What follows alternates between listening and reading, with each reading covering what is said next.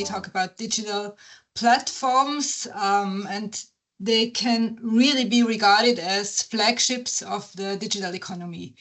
You already know NVIDIA, Apple, Amazon, Microsoft, Alphabet, and Meta, and they are all among the most valuable companies globally. They operate either entirely as platforms or have extended and grown their businesses with platforms they own. Those digital platforms outperform traditional companies on several key metrics, such as growth rates, profit margins, scalability, customer acquisition costs, and revenue per employee. The value of platforms comes from direct and indirect network effects. Direct network effects occur within one user group. For instance, on social networks like Instagram or LinkedIn, having more people on the platform increases the value for all users. Indirect network effects kick in when there are more user groups, more different user groups. For example, e-commerce platforms like Amazon, there you have more buyers attract more sellers. So we have the buyers and the sellers as two different groups. And more buyers bring additional benefits, and more sellers bring additional benefits for buyers in terms of more product variety and competitive prices. And more buyers, of course, are an attraction for even more sellers. So benefits are mutual and all groups grow.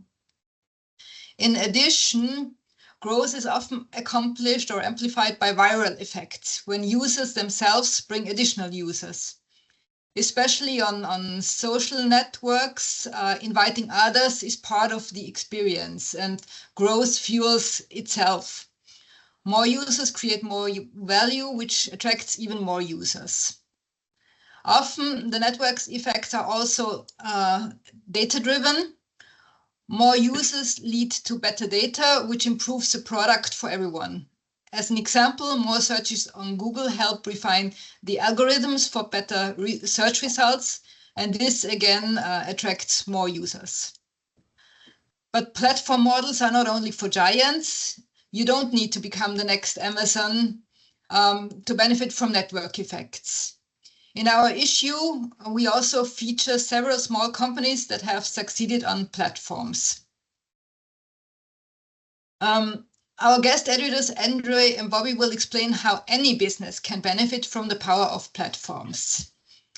Andrei Hagiu is Associate Professor of Information Systems at Boston University's Questrom School of Business, and his research and teaching are entirely focused on platform businesses. Andrei also consults large and small companies seeking to turn their products into platforms.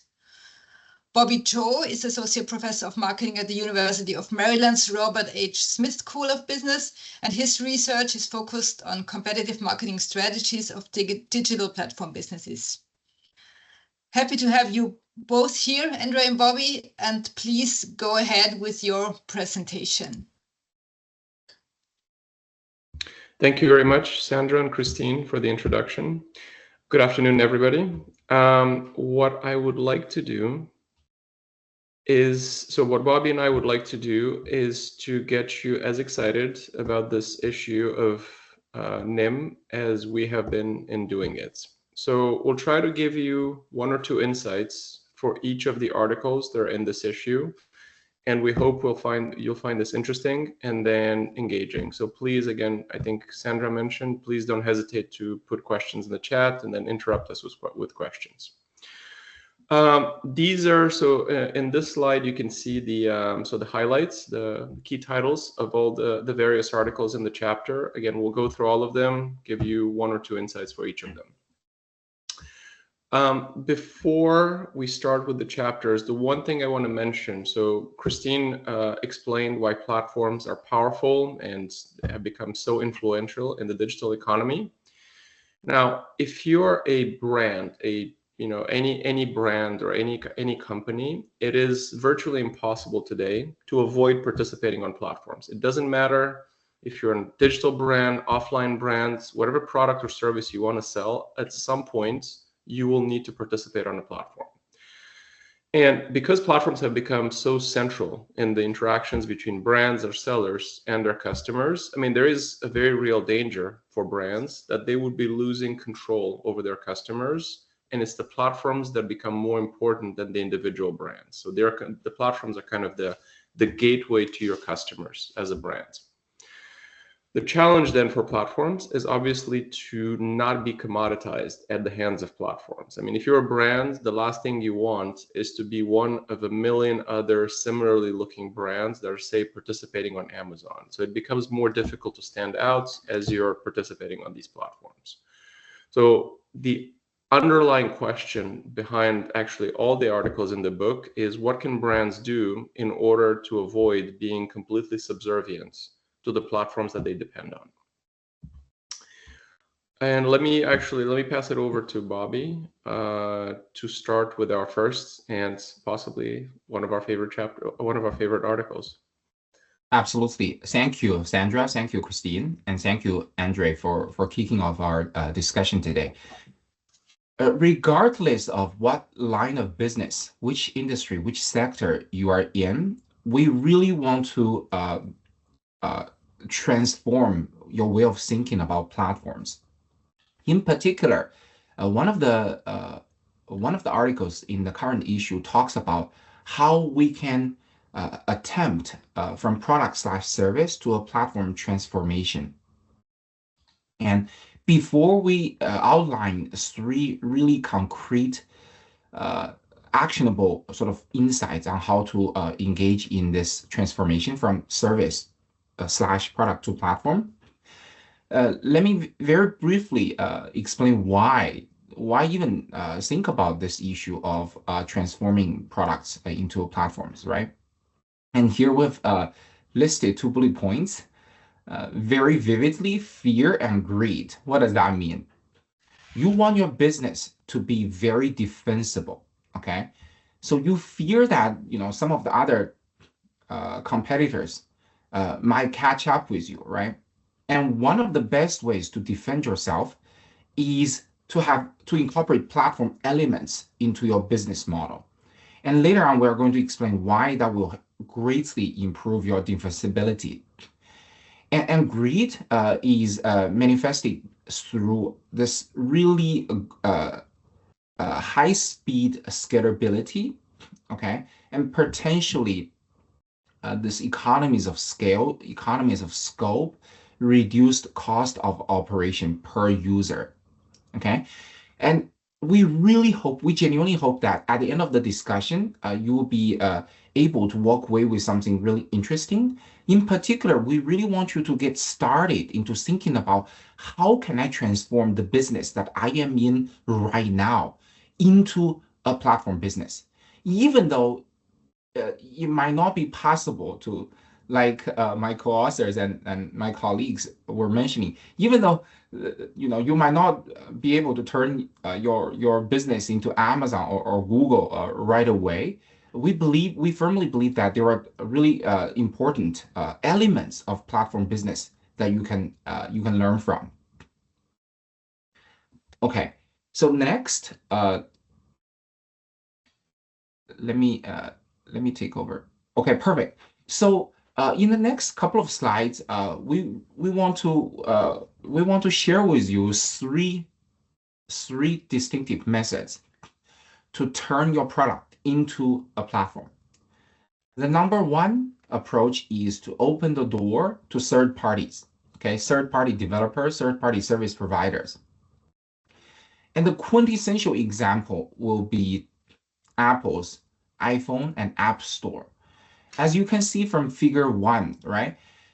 When iPhone came into the marketplace, one of the most brilliant strategies that Steve Jobs and his team had done was to warmly welcome third-party developers to develop apps specifically for iPhone's iOS ecosystem. And as a result, a lot of really helpful, useful third parties came into existence, which greatly benefit any iPhone users on the other side. And this was what Christine was referring to earlier as indirect network effects, right? And the key here is that the more third-party apps, especially the high-quality ones, come to existence, the happier iPhone users will be, and the more happy users there are with their iPhones, the more third-party sellers are incentivized to develop high-quality apps for them, right? So you can see this really nice circle. But we also want to highlight that it doesn't have to be a completely technological product or service. For example, we love this example on free water. Would you be able to sell water, bottles of water, completely free of charge? And the answer is yes. And you can actually make a reasonable amount of money from this platform business. How so? So on the one hand, you offer bottles of water for your consumers for free, right? As you can see from the second sort of graph in figure 1. And on the other hand, you capture your consumers' eyeballs through selling advertising, right? And you offer the advertising space to a third party. So on the one hand, you can offer advertising space on the bottles of water. On the other hand, you can invite yes, on the other hand, you can even invite third-party sellers, such as different types of nutrients, right? Supplements, if you will, right? To bundle their product into your free water so that consumers can actually sample all types of different, water with different flavors, right? And then later on, they can order those added nutrients or added flavor directly from your site, right? So this is another example where it doesn't have to be a technological product for you to open your door to third parties. Now, by the way, Bobby, we should yeah. mention, just if you go back for a second, I think we should mention, I mean, this would be true for all of these examples, right? The idea is, I mean, we're giving 2 examples here. Of course, if you go to our article, if you read the article in the issue, there's almost infinite examples of pretty much any product that can do this transformation, opening the door to third parties. I mean, it could be software products, non-software. There's lots of examples here. Absolutely. Thank you for pointing this out, Andrei. We absolutely want to encourage everybody to think hard about how to open the door, how to open your door to third parties, right? The second approach is connect your customers, okay? And through connecting your customers, you further create value for them. And we've listed a bunch of examples. Let me just focus on one of the examples, right, in the presentation.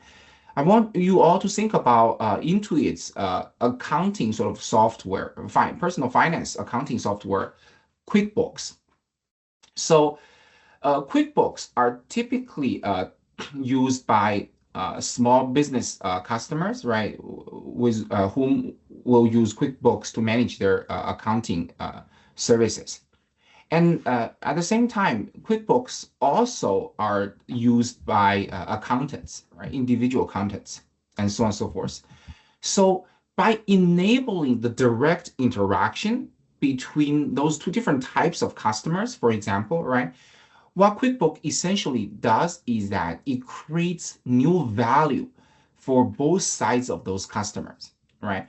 So, small business customers might decide to hire certain individual accountants on QuickBooks platforms, right? And then individual accountants might obtain additional business, right, through the platform of QuickBooks. There are countless other examples where simply by enabling the interactions or even transactions between your customers, you create more values for them, right? Another example, let me just very quickly mention, given that German is a nation known for really high quality automobiles, cars, right?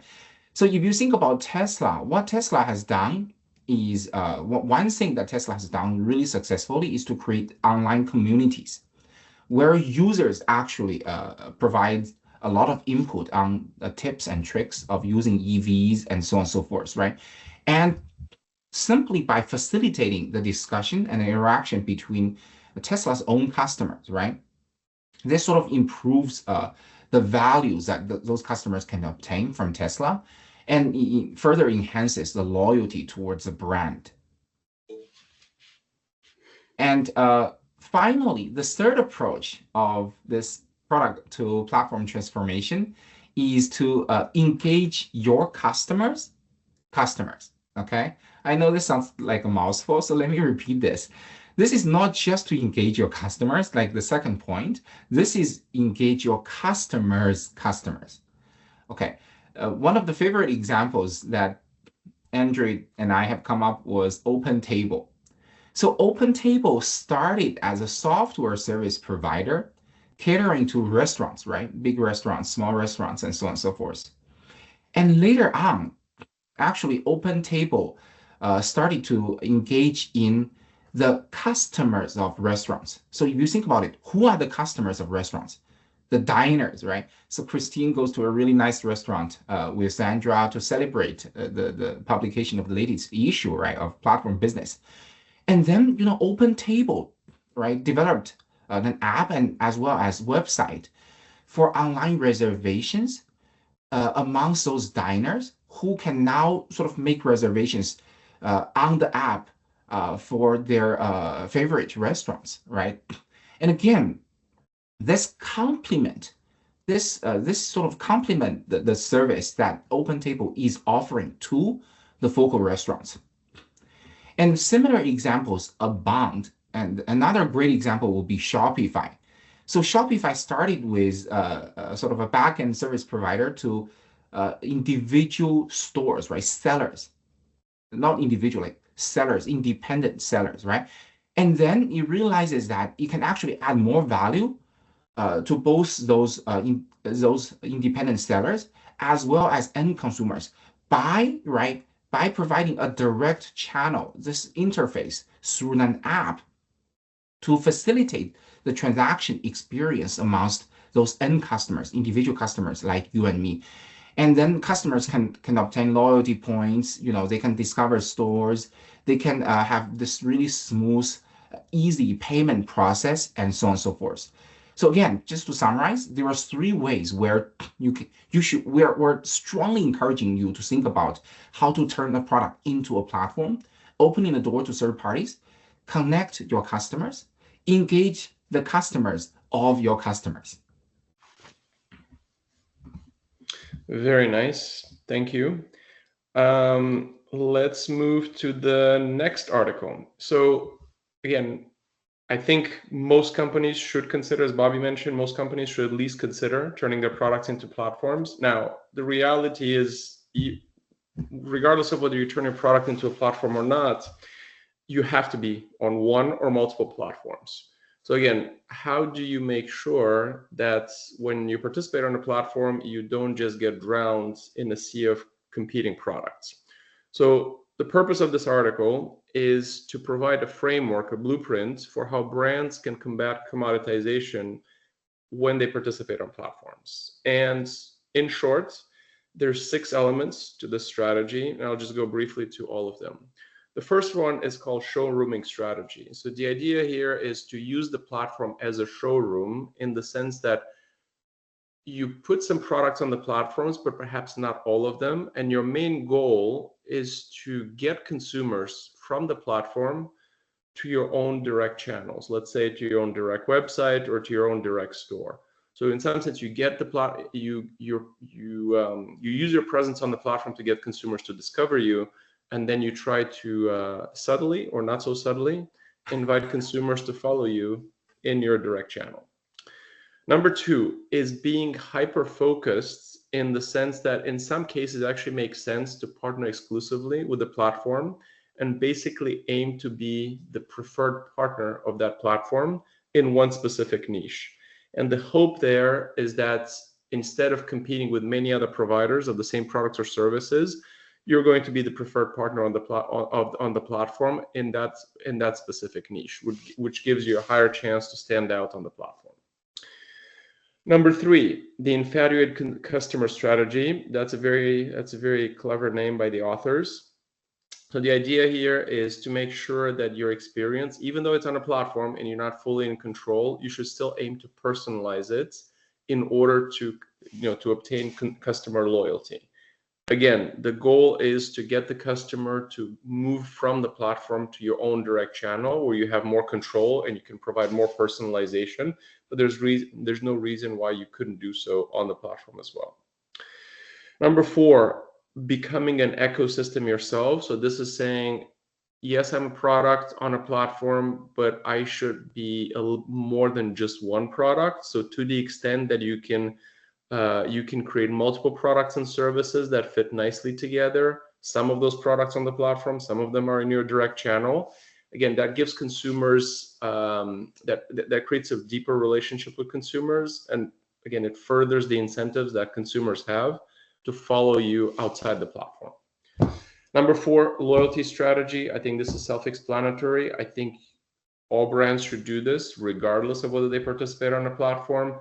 I think that the little twist here is to make sure that the rewards, again, are pointing from the platform to your own website or to your own direct channel.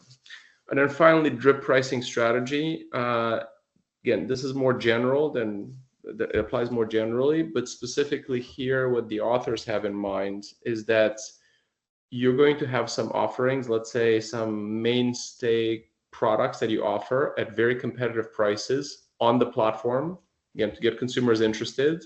And then you say, well, listen, if you want to see, you try to tell consumers, if you want to see the full range of our product, the full range of other products, add-ons to our products, please visit our own direct channel. And of course, you can extract more profit that way and avoid being taxed by the platform. Bobby, have I done the article justice? Absolutely.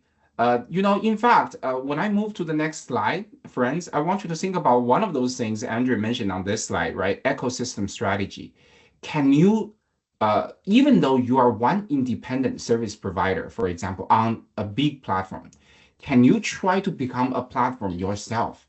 The answer is absolutely yes. I'm going to give you a couple of examples, okay? The best example is actually a super app called WeChat. So regardless of whether you're using Apple's iPhone or Google's Android, okay? So WeChat is this extremely popular sort of a Chinese messaging app, okay? But it's not just a messaging app, okay? I want you to think about WeChat as sort of the bundle of Facebook, Twitter, your bank even, right? WeChat payment is incredibly powerful and popular, and even investment account, and where you can pay your utility bills, okay? So essentially, this simple app on your iPhone becomes a platform itself. And to some extent, this platform is extremely powerful, right? It's sort of a do-it-all type of model. And it's fascinating that to see that there are these drastic differences between platforms in the US and in China, for example. In this article, Michael Zhang, right, very nicely summarized the key differences between dominant platforms or popular platforms in the US economy and in the Chinese economy. And he noticed that in the US economy, the platforms tend to be more specialized, okay? For example, Amazon, eBay specializes in selling stuff, right? Transaction, e-commerce. And Meta specializes in sort of social interaction and then through that capitalize on advertising, right? But the platforms in China like Alibaba, like WeChat, right? It really is super apps. Like for example, okay? For example, I'm gonna move to the next slide. In WeChat, you use it as a social media. You talk to your friends and family on WeChat, right? You do video chat with them, and hence the word WeChat, right? And then not only that, you make payment on WeChat, right? And you play games because WeChat is owned by Tencent, right? And Tencent is actually literally the biggest gaming company in China. And then you literally play games on the WeChat platform, and you book trips and so on and so forth, right? as compared to, for example, in the US, the biggest gaming platform is Steam. One of the biggest is at least Steam, where Steam prioritizes being a distribution platform that offers a vast catalog from developers worldwide, right? With emphasis on specialization and creating niches within the gaming market. Again, you see this drastic contrast between some of the really successful US platforms versus the Chinese platform, right? And WeChat is just one example. WeChat and Amazon just one example. In the Chinese version of Expedia, right? It's very different from the Expedia in the US in the sense that it offers not only hotel reservation, flight reservation, it offers you all kinds of perks or entertainment options in your destination cities, right? You can book restaurants, you can book tourist tours, and so on and so forth. All right, Andrei, would you like to take over the surveillance issues? Yes, of course. I was just deeply engaged in the chats in the chat group. So what are we talking about? Oh yeah, sorry, kidding. Product to platform. Joking. All right. So let me take back over. And thank you for answering some yes, of the please, questions. Yeah, on the chat. please keep the question. Yeah, please keep the questions coming. Sorry, yes, I am in control. Right. So the next article, which I think is very important, this I think is relevant at a high level for consumers, but especially regulators. There is a dark side to platforms other than commoditizing brands. So there's a lot of concerns that have been raised, especially in recent years, that due to their increasing power and influence and the massive amounts, so massive numbers of consumers and producers that participate on platforms accumulate a lot of data, and perhaps in some cases they exploit that data in, let's call it, questionable ways, right? So it's possible that some platforms have sometimes crossed the line in exploiting the data in ways that have been not authorized by their users, right? So they can, of course, they can advertise, but sometimes they do this without permission. Sometimes they sell the data to participants outside the platform. Some platforms have been sued for data leaks. Sometimes they've been sued for, say, manipulating users through deceptive practices, or even, getting users addicted, like TikTok and Instagram and so on. So this is a very important topic. Honestly, I think this is a topic which is much more relevant if you're a regulator, as opposed to if you're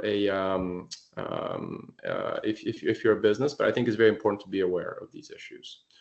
So there are underway as we speak. There are several regulatory responses. I think Europe is probably ahead of the US in terms of regulation. So there's frameworks like the European Union's Digital Markets Act and Digital Services Act, which basically are trying to check the power of platforms. Of course, the hope is that due to pressure from regulators and possibly also from public perception, platforms will understand that it's probably better for them to self-regulate and, say, behave more ethically when it comes to the data about their customers. So bottom line here, I think it's very important for platforms to understand that, respecting user sovereignty, respecting their data, using their data responsibly is in their long run best interest. And I think some large platforms understand this. It's a long run repeated game. In the short run, you may exploit user data to maybe increase advertising revenue, but in the long run, obviously that only generates user backlash and possibly also backlash from regulators. So I think that's a terrific way to transform into the next slide, which is it's all about building trust, right? And in this article, the authors pointed out that there are many different digital regulations geared towards big tech platforms. So in the US, we have GDPR. Oh, actually, and Andrew mentioned DMA in Europe, right? And in the state of California, they have a special CCPA, all of which actually were born with similar intentions. With that being said, there is this sort of irony where, because each regulatory policy, right, has some specifics in them, and this, as a result, collectively have created sort of this fragmented and overlapping framework globally. Ideally, right? Ideally, you want some sort of a coherent and consistent global regulatory policy. Now, of course, we don't live in an ideal world, right? So we have to deal with those fragmented and overlapping framework. Now, Andrew mentioned in the previous slide really nicely, one of the core issue is building trust, because trust is something that once it's lost, it's really, really hard to regain, right? And we would encourage the business owners, right? All of us to proactively engage, right? To identify regulatory gaps, evaluate what are some of the potential risks, and align your business strategies with societal needs. And also, let us hammer this point home. We would encourage you to self-regulate, okay? Don't wait until the government, DOJ and its equivalent, to knock on your door and tell you that, hey, Andrei, your platforms have become so big and we see some potential issues. We're going to start regulating you, okay? You don't want that to happen. You want to be more proactive. Well, actually, Bobby, if I could react to that, yeah, I think I would be very happy if the regulators knock on my door to regulate that means my platform. You're being extremely successful, right? Exactly. That just means my platform is very dominant. So I can, I'll take it. If I get to the point I where think one of the things that you and I talked about was NVIDIA, right? Remember, we were chatting about NVIDIA. 2 years ago, none of the regulators would even bother knocking on the door of NVIDIA, right? So I think it's a compliment. I'll take it as a compliment. All right. So just to, I want to make sure we have at least a couple minutes for questions. So to wrap up, last two articles that we want to talk about. This is a topic that I find absolutely fascinating. So it's the notion of decentralization of platforms. So this revolves around blockchain technologies. And what's interesting in terms of platforms is that the blockchain raises the interesting possibility of having no longer just centralized platforms, which means the platform owner, Facebook, Airbnb, the company, has complete control over the platform. But you can now think about platforms which are decentralized, i.e. platforms where it's not just one company that makes all decisions and has full control, but you can get users on the platform to have essentially some control or some voting decisions into the platform. And this is all done through blockchain technologies.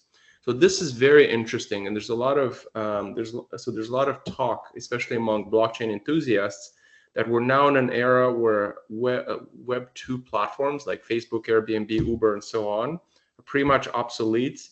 And because they're exploiting their users, they're increasing fees over time because they have full control.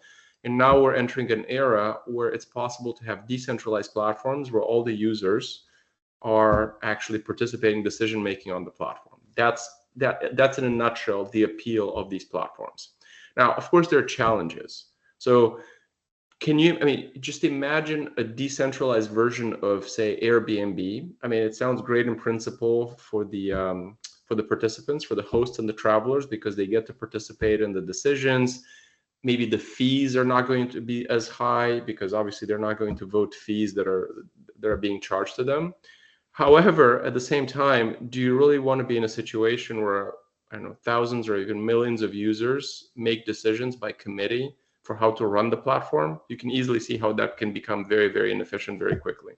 The way when I talk about this, the way I think about it, it's a bit the trade-off between democracy and authoritarianism, right? So democracy is great until you have to make very quick and very difficult decisions. I don't think you want necessarily to submit every decision to a vote, and it's probably true also for platforms. So going forward, I think there are definitely very nice ways in which some platforms can be built and which blends the benefits of some decentralization, so getting the voice of some of their users, letting that voice be heard. Basically just having users make some decisions or participate in some decisions, but centralizing key decisions which need to be done more quickly and more efficiently. But yeah, I think this opens up possibilities for new types of platforms that are blending decentralization and centralization. Back to you, Bobby, for the last article, I think. Terrific. Should we ask Christine to do the last article? Only if she wants to. Only if you want to. If you want me to do it, I'm totally okay with that. I think this last article is absolutely fantastic. Yes. Please just go ahead, Bobby. Yes. Thank you. Okay. In the interest of time, let me just cut to the chase. When we are talking about platform business, yes, it's about business, but it's also about community, right? It's also about aligning. It's also about responsible conduct. Okay, so Christine, and in her article, you can see some of those really fascinating examples where the platforms are engaging in socially responsible behavior. And as Andrei very nicely pointed out, this is a long-term game, okay? You are not gonna, take the user's data and sell it and then run away, okay? If you want to be a sustainable, successful enterprise in the long term, you've got to conduct, your business in a responsible manner. For example, this platform Sojo, SOJO, it supports sustainable fashion by connecting users, right, with seamstresses to repair clothing, right? Really respectable business, respectable platform, right? And also Fair BNB, this is a fantastic name, right? If you think about it, Fair BNB, it promotes community-powered tourism by giving back financially to local projects, right? So that they can maintain sort of the quality of the tourism at a local level. And there are some other examples, such as the drivers cooperative, where I'm sure you have heard about Uber not treating some of their contractors well, right? So the drivers cooperative will be an alternative way to connect drivers with passengers, right? So to sum up, there are a bunch of really actionable sort of strategies that we would encourage all of you to think about, right? For example, think about target niche markets with sustainability-focused solutions. Think about collaborate at a local level, okay? At a local level to replicate, to expand responsible models. And finally, think about using authentic narratives to challenge this sort of hyper-capitalist, money type of narrative, right? And inspire community members, such as consumers themselves, right, to also participate very actively in this entire ecosystem.